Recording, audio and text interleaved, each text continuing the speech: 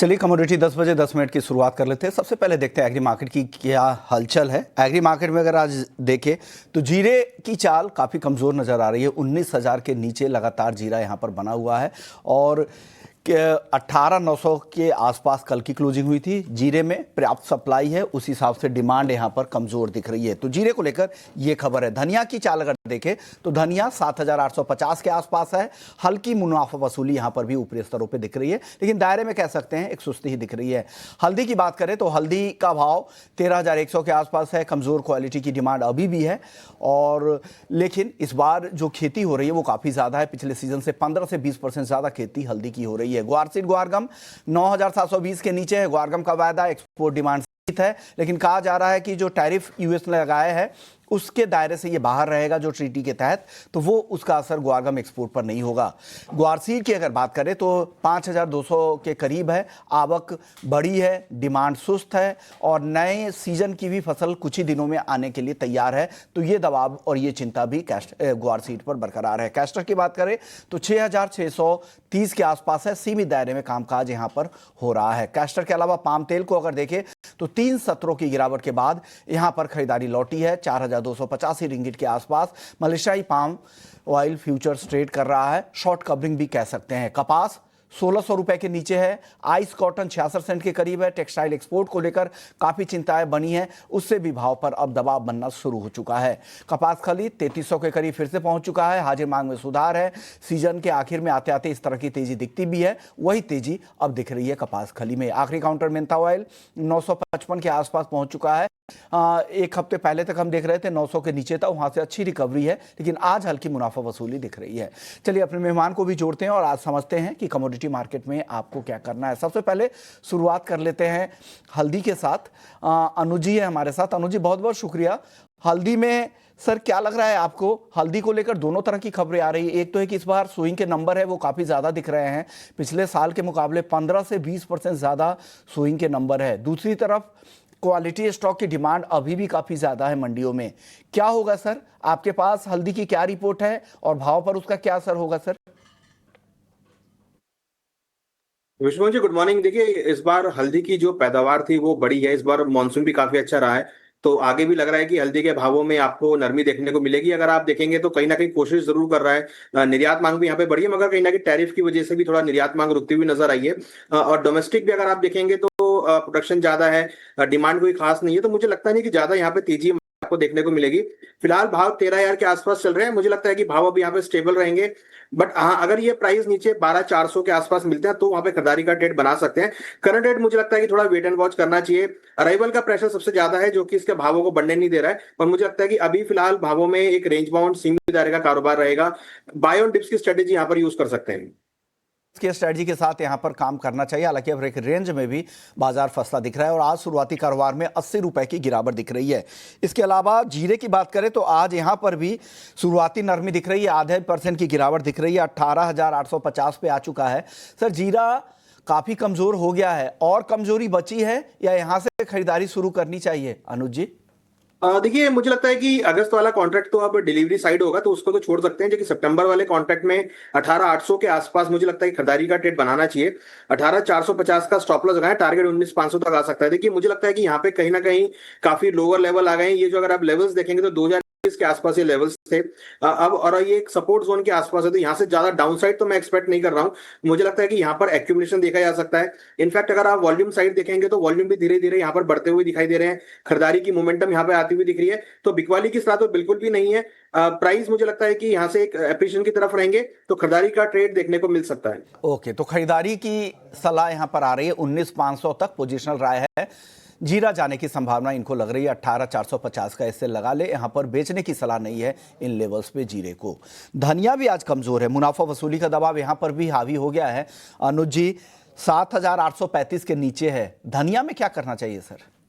देखिए यहाँ पर अगर आप देखेंगे तो अराइवल का प्रेशर है और जिस तरीके से मानसून है तो लग रहा है कि आगे चलकर भी पैदावार बढ़ती हुई नजर आएगी। तो फिलहाल तो अगर आप देखेंगे तो काफी रेंज बाउंड मोमेंटम है। वॉल्यूम अगर आप देखेंगे काउंटर में बिल्कुल ड्राई है, कुछ ज्यादा खास वॉल्यूम नहीं है, तो मुझे लगता है कि फिलहाल इसको थोड़ा वेट एंड वॉच करना चाहिए। जब तक इसमें वॉल्यूम नहीं आएंगे तब तक मुझे लगता है कि यहाँ पे तेजी देखने को देखिए फिलहाल तो अभी सेंटीमेंट डाउन किया क्योंकि प्रोडक्शन यहाँ पे काफी बड़ा है। इनफैक्ट अगर आप सभी मसालों को देखेंगे तो सभी मसालों में इस साल काफी अच्छी पैदावार रही है, चाहे धनिया हो, चाहे हल्दी हो, चाहे जीरा हो। तो मुझे लगता है कि इवन बाकी जो मसाले वहां भी हमने काफी अच्छी पैदावार होती हुई देखी है। तो अगर आप ओवरऑल स्पाइस सेक्टर की बात करेंगे तो फिलहाल अभी ज्यादा तेजी एक्सपेक्ट नहीं है, बट हाँ कहीं ना कहीं प्राइस काफी लोअर लेवल्स पे आ गए हैं, जहां से मुझे लगता है कि एक्यूमुलेशन देखा जा सकता है। तो अगर किसी का लंबी अवधि का व्यू है तो यहाँ पर एक्यूमुलेट कर सकते हैं। ओके। ग्वारसीड ग्वारगम ये भी आज के सत्र में कमजोरी है। ग्वारगम का वायदा देखिए तो 9,875 के आसपास है, सीमित दायरे में है। ग्वारसीड का वायदा हल्की नरमी के साथ 5,210 के आसपास है। इन दोनों में क्या करना चाहिए सर?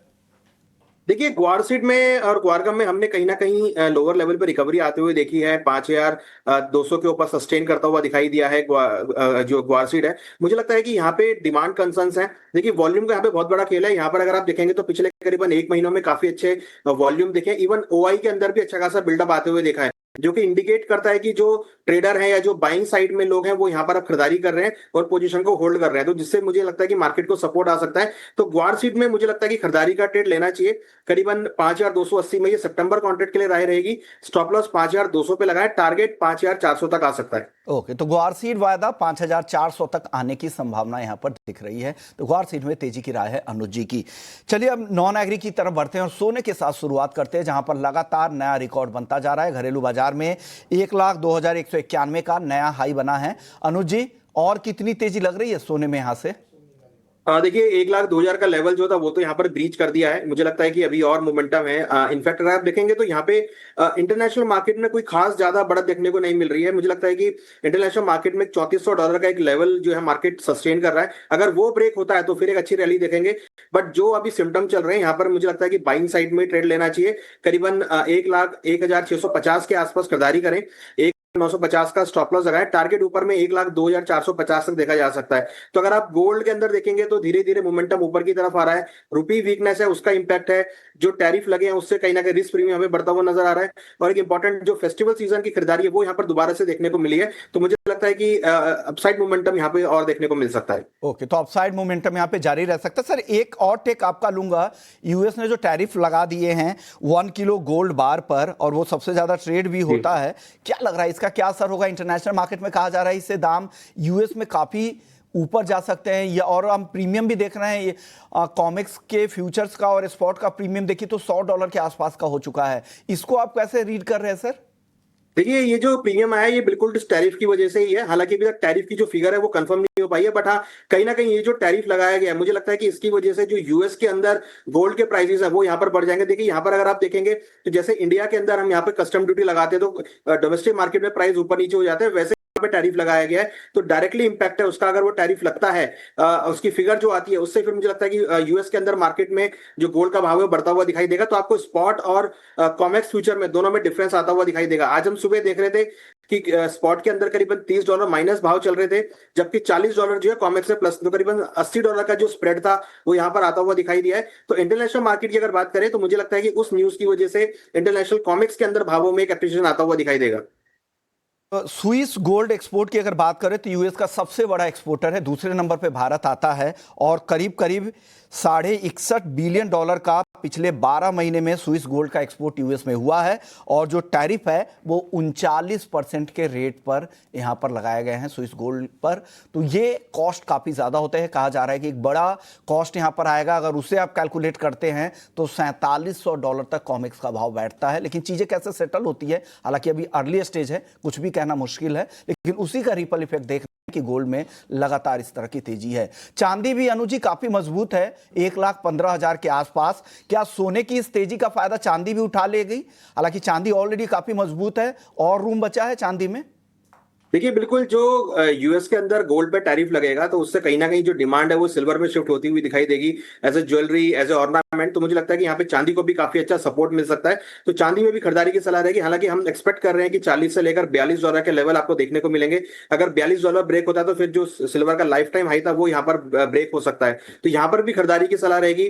करीबन 1,14,000 के आसपास खरीदारी का ट्रेड बनाना चाहिए। 1,12,700 का स्टॉप लॉस लगाएं, टारगेट हम एक्सपेक्ट कर रहे हैं कि 1,16,500 तक आ सकता है। सकता है, ये हो सकता है कि आज भी आपको देखने को मिले, या हो सकता है कि अगले हफ्ते भी आपको यहाँ पे देखने को मिल सकता है। तो चांदी के अंदर भी बाय कॉल रहेगा। ओके, तो चांदी के अंदर भी बाई कॉल है, उसका फायदा चांदी को भी मिलेगा। 1,16,500 तक चांदी जाती यहां से दिख रही है। शुक्रिया अनुज जी, आपने वक्त निकाला। जाने से पहले जितनी भी आपने राय सर उससे जुड़े हुए डिस्क्लेमर क्या है? देखिए, यहाँ पर हमने जो भी डिस्कस किया है वो नॉलेज और अवेयरनेस के लिए है। कोई भी ट्रेड लेने से पहले अपने फाइनेंशियल एडवाइजर से जरूर डिस्कस करें, और जो भी हमने यहाँ पे कॉल्स दिए उसमें हमारी कोई पर्सनल पोजीशन नहीं है। ओके, शुक्रिया आपका, आपने वक्त निकाला और अपनी रिसर्च के जरिए मदद की। चलिए, वक्त है ब्रेक का। ब्रेक के बाद जब लौटेंगे तो हमारे साथ एक खास मेहमान होंगे, महेश पाटिल होंगे, ABSL AMC के CIO हैं। उनसे खास चर्चा होगी कि बाजार के उतार चढ़ाव में कहाँ मौके हैं, जो टैरिफ लगातार लगाए जा रहे हैं उसका क्या कुछ असर होगा, किन सेक्टर से दूर रहने की सलाह है, कहाँ एंट्री करने की सलाह है, सब चर्चा करेंगे ब्रेक के बाद। जब लौटेंगे।